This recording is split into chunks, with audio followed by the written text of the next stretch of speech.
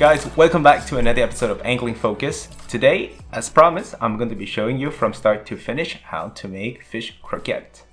Of course, I'm going to be using the fish that I caught from last video, but if you want to follow along and don't have the same fish, don't worry, any fish with white meat will do just fine. I'm going to start by telling you the list of ingredients that we're going to be using, and let's get right into it.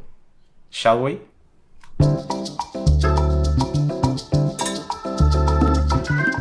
First, gonna be your choice of fish. In this video, of course, I'm gonna be using the 2 shad that I caught earlier. 2 carrots, 1 onion. I am using 2 potatoes as binding agents for my croquette mixture. There is no precise measurement. The final mixture should have just enough binding agent so the croquette won't fall apart. So you might need more or less of the potatoes depending on other ingredients that you're going to be using. Next is some panko, unsalted butter, and 2 tablespoons of sour cream, 2 eggs. For seasoning, I'm going to keep it very simple. 2 bay leaves, thyme, salt and pepper. If you already have your fish debone and fillet and didn't want to see me going through all this long and tedious process of getting rid of the bone from my shad fillet, then feel free to use the timestamp below and jump to the next section. I will see you there. I start by making 2 incisions, one right at the tail and another right behind the gill. Then I make a nice long cut along the spine. Run the knives laterally along the side of the fish until you almost get to the rib cage. Here you will see lots of bones from the rib cage down to the belly, making the belly unsuitable for eating. I prefer to leave part of the fillet near the belly out. Nice fillet, right? But don't be fooled, there's a lot of tiny little pin bone hidden in the fillet. Now that you get one fillet out, repeat the same thing on the other side of the fish. Here comes the tricky part, which is to remove the multitude of pin bones from the fillet. There are multiple rows of bones along the lateral line of the fillet. I run my fingers across the fillet to find where the bones are. Once located, I then use the spoon to scrape the meat. This way, you get the meat while leaving the pin bones on the fillet. Here, I make the mistake of cutting into the fillet with the fillet knife along the rolls of bones on my first fillet, and the pin bones ended up coming off with the meat that I scraped. This is something I learned not to do on the other fillet.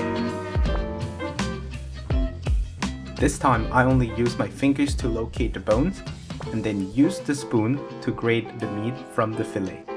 The result is much better. It takes some time at first, but certainly become easier after one fish. As you can see, most of the bone stays on the fillet while the meat is ready for the next step. The spoon really does a great job separating the bones from the meat. It certainly makes eating this fish much more enjoyable. Now that we get 90% of the fish bone out of the meat, we are ready to get cooking. Add hot water to the pot and bring it to a boil. Salt your water to taste. Then add the fish.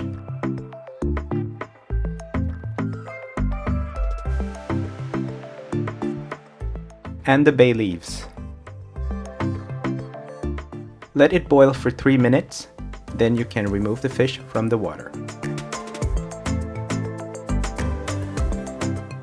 Set it aside to cool down. It never hurts to screen out the bones one more time. You should be able to spot them much easier at this stage. These are the bones that I have missed from the previous step, but as you can see, by this time we should be getting rid of at least 95% of the bones. For the onions and carrots, I'm gonna just peel them and chop them finely. We just don't want any big pieces in the croquette. For the potatoes, I simply peel off the skin and chop them in big chunks before I boil them to make my mashed potato. Once the potato is cooked, drain the water out and set it aside to cool down. While the fish and the potatoes are cooling down, I'm gonna just fry up the onions and the carrots.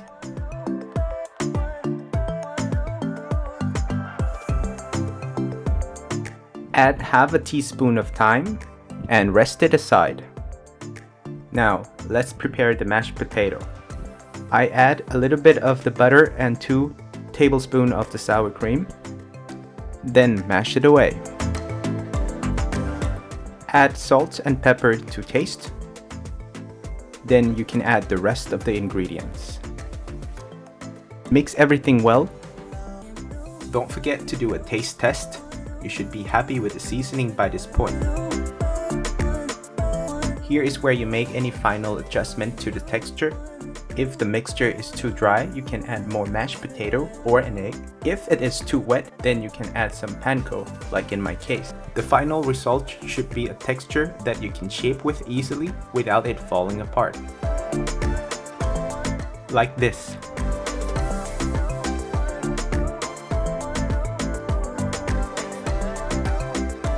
The next step is to set up your dry and wet breading station. I use only panko for the dry and egg wash for the wet. I thin out my eggs with a little bit of water. A little neat trick that I learned from another YouTuber, Son of a Gun Gourmet, is to keep one hand for the dry station and another hand for the wet station. This way you avoid breading yourself in the process. The only thing left to do for the croquette is to just fry them up. Fill the frying pans with 1 inch of oil and heat it up on medium heat. Once the oil is hot, we can start frying the croquette. Make sure to not overcrowd the pan.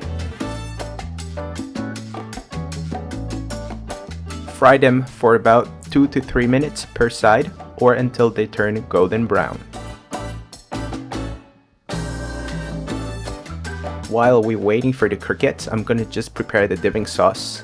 In a little bowl, mix together some mayonnaise, a little bit of sweet relish, and a little bit of lemon juice. And you have homemade tartar sauce.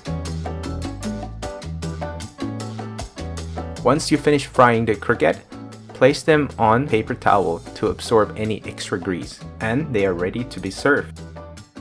Please give me a thumbs up if you like this video or consider subscribe to the channel if not already done so. For now, thank you for watching. See you next time.